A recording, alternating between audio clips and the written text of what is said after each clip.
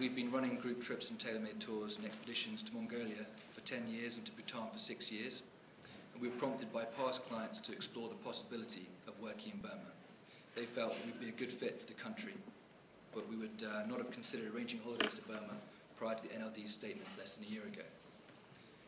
Following the NLD's advice that there should be positive discrimination in favour of businesses engaged in effective outreach programs and environmental conservation, we searched out a company to work with in Burma. They arranged our first visit last November.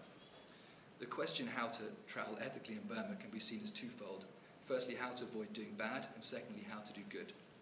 A lot of emphasis is put on how to avoid supporting the government and its cronies. Info Burmani created a report in 2011 listing hotels known to be owned by the regime members or their associates. This is a very useful document for us and for other people.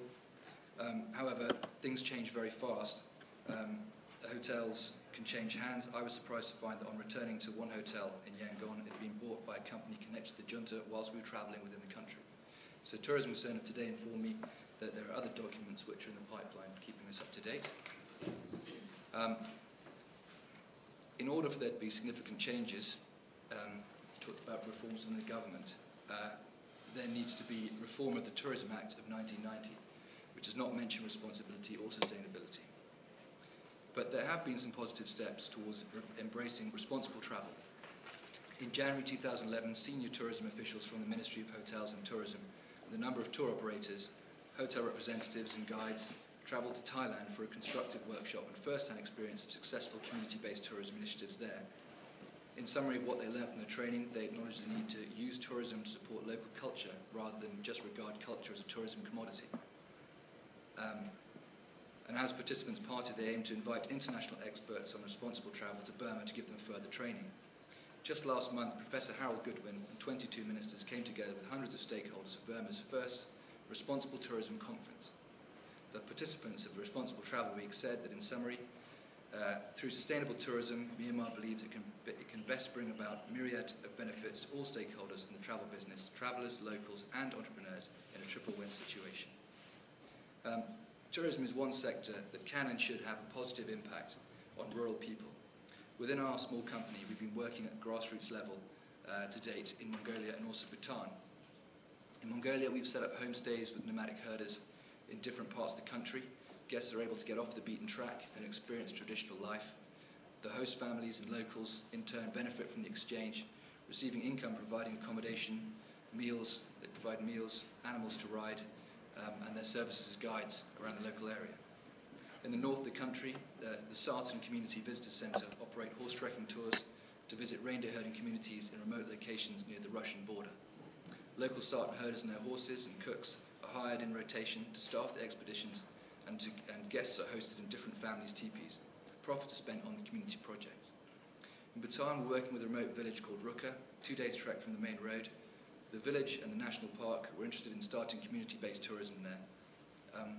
We've so far sent 3 pilot visits where small groups stay with this community for a few days, learning about Bhutanese traditional life and staying in their homes in quite basic conditions. The locals learn from the guests, and all profits of the homestay are given to the head man, the recipient chosen by the community, to present on projects chosen by the community. On these occasions, this has been for school uniforms for children so they can attend school. These type of journeys are not for everyone, and it's very important that clients understand that what they will experience, and they have a responsibility to behave in a responsible manner. Mongolia and Bhutan are similar to Burma in many ways, and we're working to make a positive contribution. In this initial year, whilst we've been feeling our way, we've chosen to give a percentage of bookings income to support existing projects that are already underway.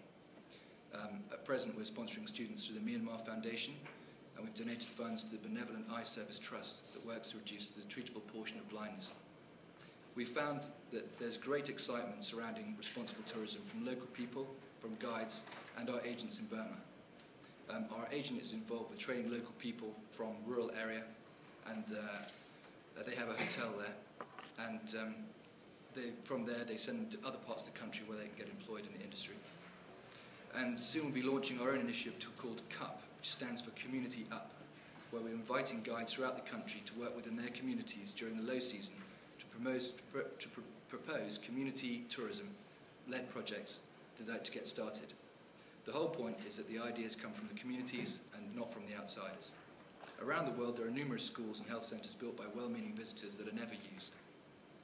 With microfinancing assistance from us and others, as well as mentoring opportunities, we hope to assist some communities to choose how they interact and benefit from